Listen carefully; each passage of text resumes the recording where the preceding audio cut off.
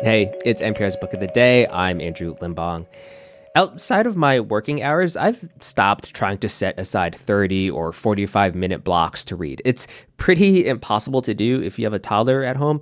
Instead, I've been trying to find pockets, 10 minutes here, 5 minutes there, while the kid is cooking something up in the play kitchen, which means I've been partial to short form stuff, collections of essays or memoir or poetry. So today we've got two books for you that fit that bill. Up ahead, an essay collection about, well, to be honest, some of the most mundane stuff you could think of, but it manages to come off as beautiful. But first, the poet Beth Ann Fennelly has a collection of micro-memoirs called The Irish Goodbye. A lot of it is about the sudden death of Fennelly's sister, but it's not just sad, it's also funny and absurd. She talks to NPR's Scott Simon about how the form of the micro-essay helped keep the book tonally balanced. That's after the break. This message comes from Capital One Commercial Bank. Your business requires commercial banking solutions that prioritize your long-term success. With Capital One, get a full suite of financial products and services tailored to meet your needs today and goals for tomorrow. Learn more at CapitalOne.com/commercial. Member FDIC. This message comes from Carvana. Finance and buy your next vehicle with Carvana. Shop a huge selection, customize terms to fit your budget, and buy completely online. No hassle, no pressure. Get the car you love the easy way with Carvana. An Irish goodbye is when somebody leaves without bidding farewell.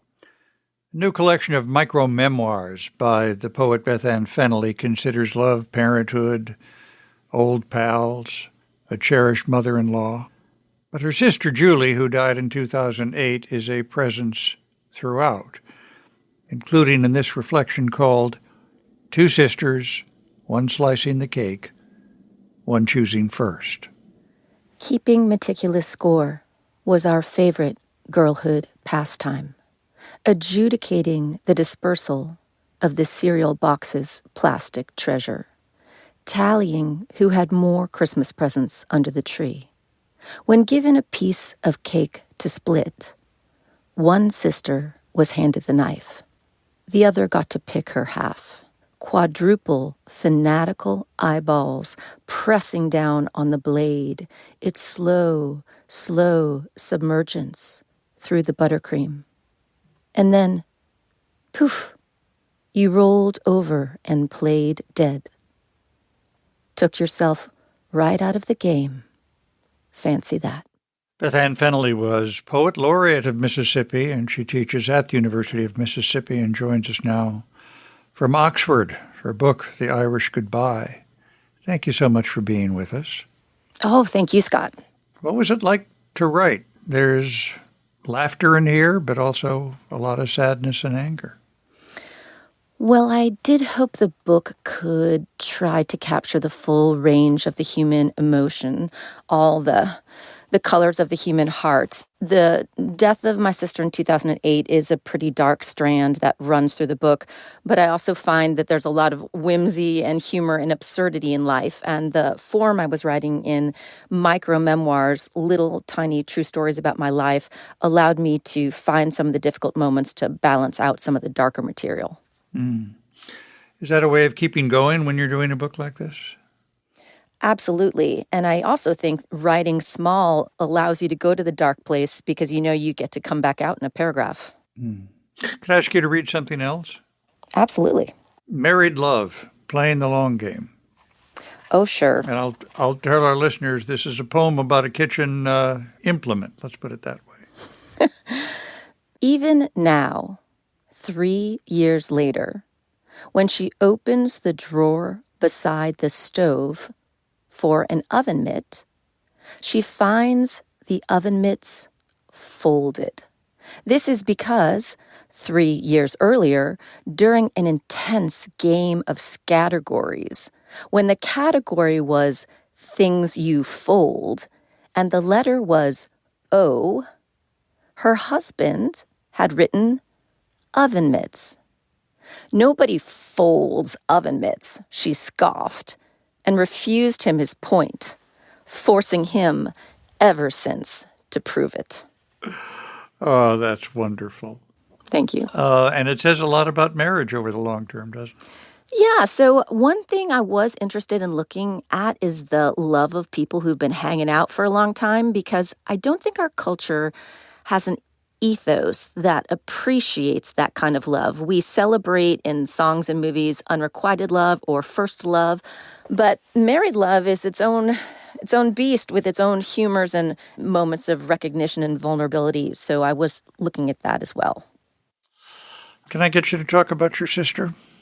Yes, my sister died very suddenly. It was a difficult and complicated death because no one saw it coming, including her. She thought she had the flu, but in fact, she died of pneumonia.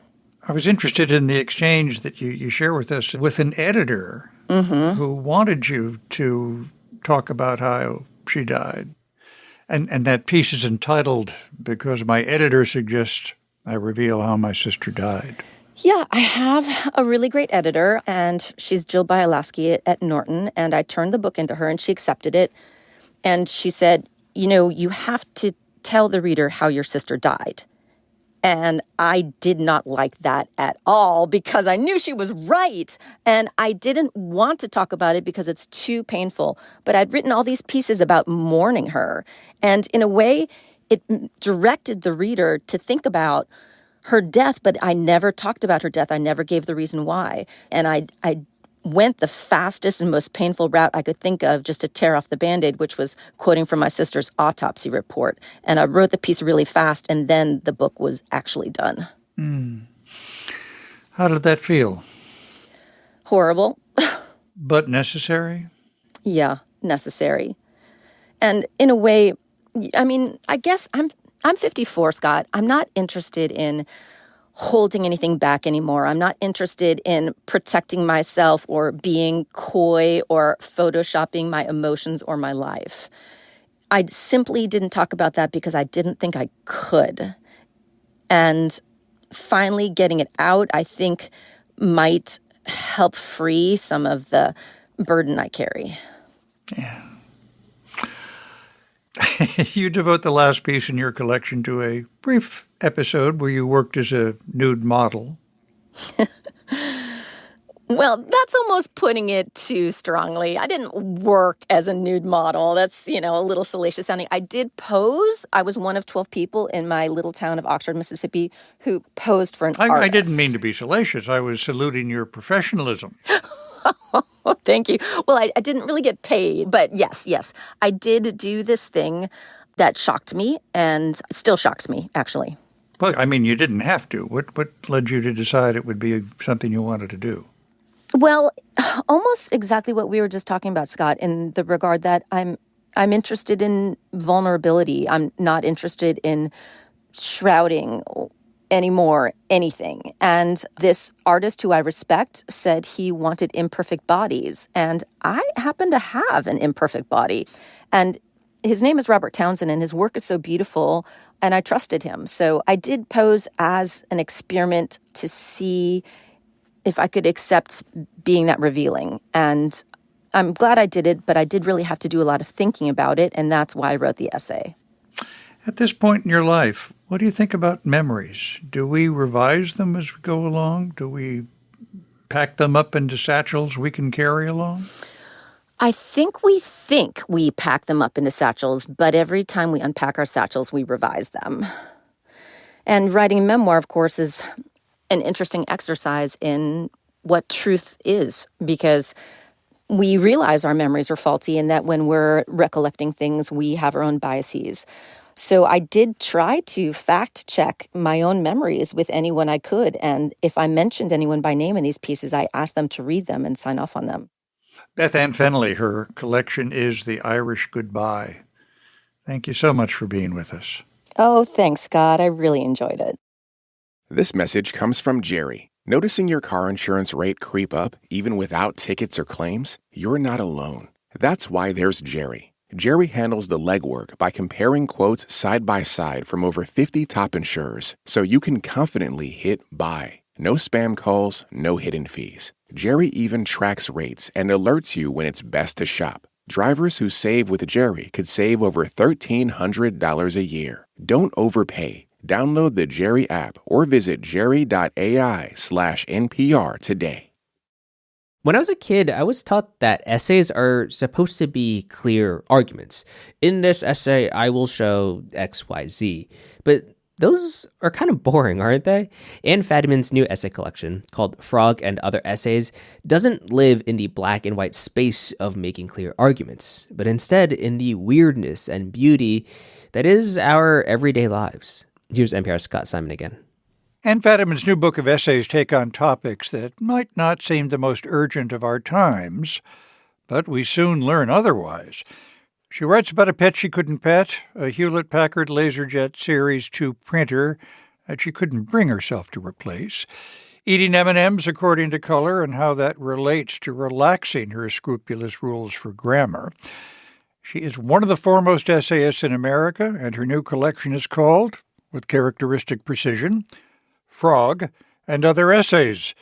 Ann Fadiman, who is also a professor and writer-in-residence at Yale, joins us from New Haven. Thanks so much for being with us. It's wonderful to be with you, Scott. And I can't think of a better way to begin than by asking you to read the first paragraph from the title essay. I'd be delighted. Until last summer, we had a dead frog in our freezer. When Bunky died, George and I thought we should wait to bury him till both our grown children were home, so we put him in a Ziploc bag and propped him on his side on a shallow shelf in the freezer door just above the ice maker. Bunky was flat and compact and very soon as rigid as a cell phone. He fit perfectly. I'd always wondered what KitchenAid intended that shelf for. It was too narrow for any food I could think of, but now we knew. It was intended to hold a frog. Well, bless Bunky. How did he enter your family life? By accident, like most unpettable pets of his sort, via a tadpole coupon left under a Christmas tree by a grandmother, eventually redeemed, and a tadpole arrived in the mailbox. And at that point, we thought that this tadpole would be as evanescent as most frogs seem to be, but he lasted for at least 16 years. Does the fact that Bunky was utterly silent? He wasn't silent.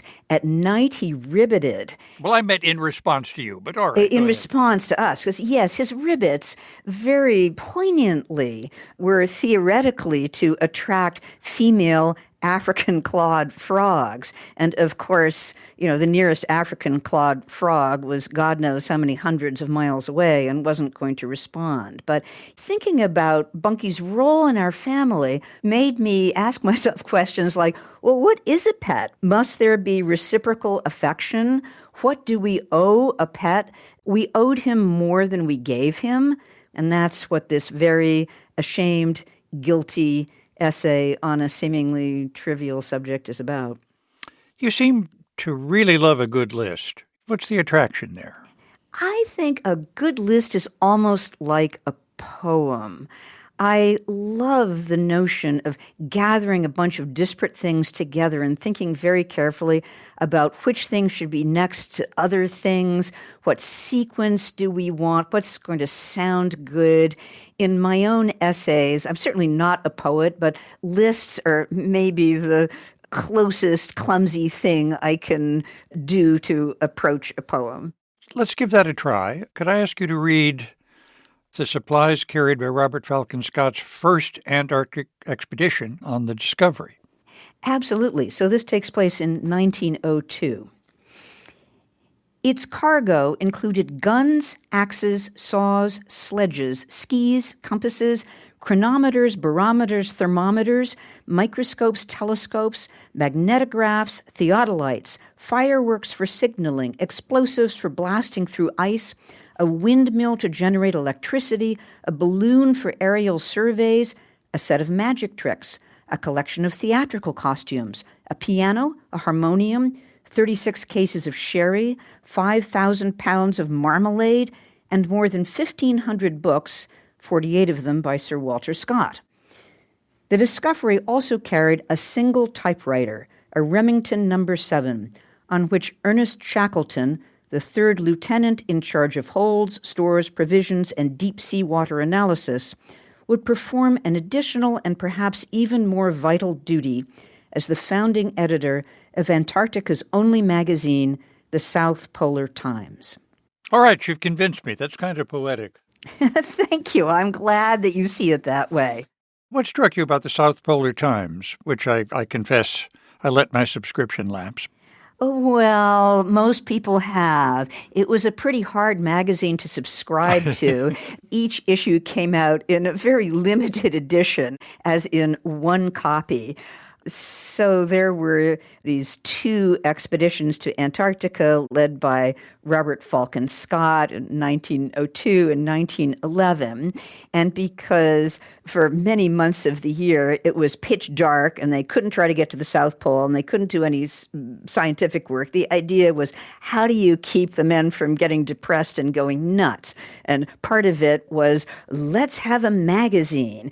And so every month or so, a new issue would come out with hand-drawn illustrations, contributions, many of them comical, by the men on the expedition. It was passed around and chuckled over and read hundreds of times. One of the most touching periodicals I've ever heard of, because all these men were facing grave danger and the strong possibility of death as soon as the sun started to come out. And indeed, 5 of them did end up dying on the way back from the South Pole. But boy, they just acted like teenage boys making fun jokes and sharing in-crowd humor. It kind of reminds you of the power of the printed word, doesn't it? Yes. And of course, in this case, it was the typed word. Each expedition had one typewriter, and that typewriter belonged to the editor of the South Polar Times. In these days of short bursts for attention, do people have time anymore for real essays that can have a complexity of thought? I think we have to make time. And I'm always scratching my head because so much of technology is supposed to save us time. We should have a lot of time left in our lives to not only read an essay, that's pretty short. We should be able to read War and Peace. So if we can't even read an essay, I think that we're really in a pickle. But I wonder, have people grown to endorse click by click, strident opinions, but not complex, nuanced ones of the kind you can find in your essays? Yes. Why do you think I wrote these essays? Okay, that was easier than I thought. I'm trying to break through that kind of black and white, yes or no, let's say it in less than a page, let's make the opinion always clear, let's never change our opinions. That sort of thing is okay for the newspaper, but it's not okay for the essayist who lives in a grayer, more nuanced, I hope, sometimes more subtle, and mainly more surprising area. The essayists I like best surprise me, and that's what I try to do in mine. I'm sure not always with success, but that's what I'm attempting. Ann Fadiman, her new book, Frog and Other Essays. Thank you so much for being with us. It was a total pleasure. That's it for this week on NPR's Book of the Day. Let us know what you think. You can write to us at bookoftheday@npr.org. I'm Andrew Limbong. The podcast is produced by Chloe Weiner and Ivy Buck and edited by Megan Sullivan. Our founding editor is Petra Mayer. The show elements for this week were produced and edited by Justine Kennan, Sarah Robbins, Elena Burnett, Eva Pukach, Adriana Gallardo, Ana Perez, Danny Hensel, Dee Parvaz, Elena Torek, Jacob Fenston, Dave Mistich, Shannon Rhodes, Martin Patience, and Samantha Balaban. Yolanda Sanguini is our executive producer. Thanks for listening.